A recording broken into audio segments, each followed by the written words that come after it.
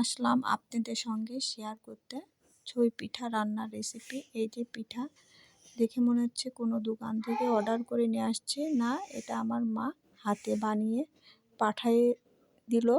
তারপরে আমি আপনাদের সঙ্গে রান্নাটা শেয়ার করছি। আসসালামু আলাইকুম, কেমন আছেন? আমি ভালো আছি আলহামদুলিল্লাহ।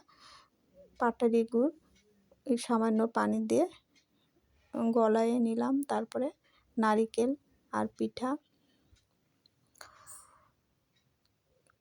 দুধের ভিতরে গলানো পাটালি গুড় দিয়ে দিলাম।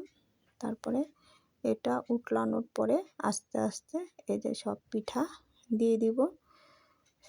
পিঠাগুলো আস্তে আস্তে দিতে হবে, তা না হলে একটার সঙ্গে একটা লেগে যাবে। আস্তে আস্তে দিয়ে নাড়াচাড়া করলে পিঠাটা আর একটার সঙ্গে আরেকটা লাগে না। তারপরে এই যে নারিকেল দিয়ে দিলাম, এই যে দেখেন পিঠা হয়ে গেল। পিঠাটা খেতে খুবই মজা হয়েছে। আল্লাহ হাফেজ।